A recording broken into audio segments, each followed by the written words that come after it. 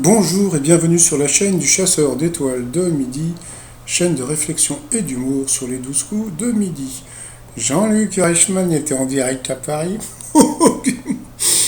Comment ça va Los Angeles? Ouais. Bon, la maîtresse de midi, 44 500 euros à son compteur. Elle est contente, et en plus, elle est super émue. Donc, au coup d'envoi la première question, d'après Louis de Funès, dans le Cornio, que va devenir Bourville après l'accident? Eh bien, un piéton.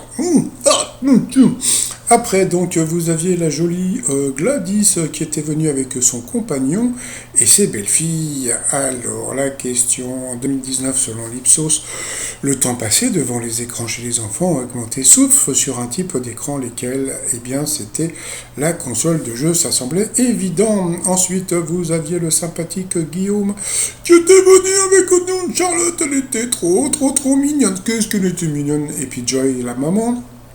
Alors, qui a écrit la chanson Et bam, le premier single de Mentissa, finaliste The Voice l'année dernière. Eh bien, je crois que c'était Vianney. Donc voilà. Ensuite, vous aviez la jolie Oh Marie, si tu savais, qui était venue avec Olivier et Muriel, donc papa et maman. Bonjour tout le monde. Quelle astuce Daniel Radcliffe a-t-il trouvé pour se débarrasser des paparazzi à New York? Eh bien, c'était une très bonne idée, donc de ne pas changer d'avis comme ça. Eh bien, comme il était tout le temps habillé pareil, eh bien, les paparazzi ne pouvaient pas dire que c'était des jours différents. Donc, voilà, on avait l'impression que c'était le même jour. Ensuite, qui est au cœur du biopic La méthode Williams, sorti au cinéma en décembre dernier? Eh bien, Jessica a dit le père Williams, eh bien c'était les filles Williams, mais bon, c'était quand même la bonne réponse. Qu'arrive-t-il souvent à la Maison Blanche lorsque Donald Trump était président?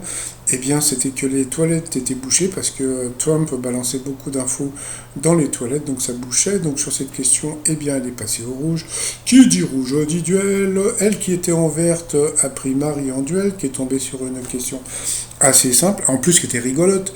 Qui est le héros des films Las Vegas Parano, Sweeney Todd et Pirates des Caraïbes? C'est-à-dire que je pense que si tu avais mis juste Las Vegas Parano et Sweeney Todd, peut-être qu'il y aurait eu des doutes, mais bon, Pirates des Caraïbes, là il n'y avait pas photo, donc c'était bien Johnny Depp, donc c'était une question assez facile pour la jolie Marie.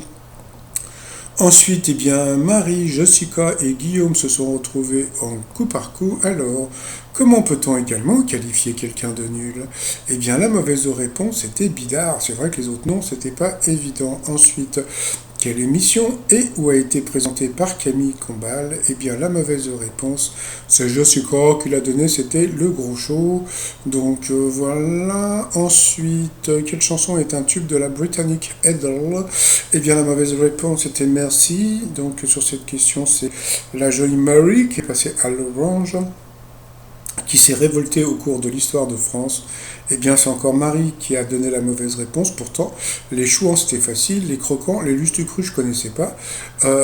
Donc voilà, donc elle est passée au rouge comme son, je pense, son t-shirt. Donc qui dit rouge dit duel. Elle a pris donc le sympathique Guillaume en duel, qui est tombé sur une question super dure. Hein. Après sa carrière de cycliste qu'a créé Louison Bobet à Quiberon dans les années 70. Bon, alors tu vas te dire Quiberon à l'assaut. Et puis en fin de compte, c'était une compagnie aérienne. Et ça, pour le savoir, fallait se lever de bonne heure. Donc tant pis pour le Guigui, le Guillaume qui a été éliminé. Donc ensuite, eh bien, Marie et Jessica se sont retrouvés en coup fatal. Et puis après, bon, qu'est-ce qu'ils ont fait? Ils ont envoyé la pub. Retour de pub et première question pour le Jessica. Quel écrivain, philosophe et l'auteur de Candide, donc Voltaire? Quel dessin donne une image déformée et comique de quelqu'un, une caricature? Né en 73, quel est le prénom de la fille de Gérard Depardieu? Il n'a pas trouvé Julie. Ensuite, à quel chanteur disparu en 2016 doit-on les tubes Kiss and Purple Rain? Donc bien sûr c'était Prince. Quel synonyme de Discord est le titre d'un album d'Astérix? C'était la zizanie. Donc là, ils ont commencé à lui mettre des questions dures, la pauvre Marie, quand une personnalité est au centre de conversation, on dit qu'elle défraye la chronique. Avec quel ancien footballeur basque Clerquem a-t-elle eu une petite fille? Donc vous voyez, donc des questions dures de l'autre côté et des questions faciles pour la maîtresse de midi. Donc bien sûr c'était Bichente Lizarazu. Quel est le prénom du célèbre sociologue Bourdieu? Donc c'était Pierre, elle n'a pas trouvé. Au singulier, quelle est la dernière lettre du mot clafoutis? Donc elle a dit I. À partir de ce moment-là, qu'est-ce qu'ils ont fait? Ils ont laissé couler.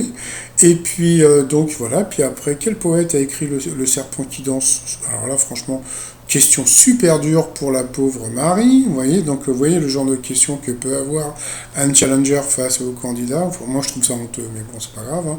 Moi, j'aime bien qu'il y ait à peu près la même chose, mais bon. Après, quel petit bout de tissu cousu à un vêtement indique les conseils de lavage? Donc, bien sûr, c'était l'étiquette. Et puis après, il y a eu un Jean-Luc Reichmann a dit oui, non, mais bon, clafoutis, j'aurais quand même qu'on vérifie s'il n'y a pas un i à la fin. Alors on se pose la question, on se dit, mais comment ça se fait qu'il s'est révolté aussi tard? Donc peut-être que quelqu'un dans le public, peut-être que quelqu'un a dû dire quelque chose, parce que bon, comment dire, bon, je veux pas dire du mal, bon, mais clafoutis, bon, je sais, franchement, je sais pas comment l'écrire déjà. Bon, moi, j'aurais écrit avec un S, mais donc, bon, voilà. Donc, à partir de ce moment-là, il a demandé qu'on vérifie. Il a demandé à des gens du public, tout le monde a dit que c'était avec un S, et puis en fin de compte, eh bien, on pouvait l'écrire aussi avec un I, donc il y a eu encore ce genre de mini-boss, donc voilà, donc qu'est-ce qu'ils ont fait? Ils ont remis les compteurs un petit peu par rapport non pas à Jessica, à Marie, sauf que bon, après, toc, question facile pour la maîtresse de midi. Dans quelle ville anglaise se déroule le roman L'étrange cas du docteur Jekyll et Mr. Hyde? Donc bien sûr à Londres.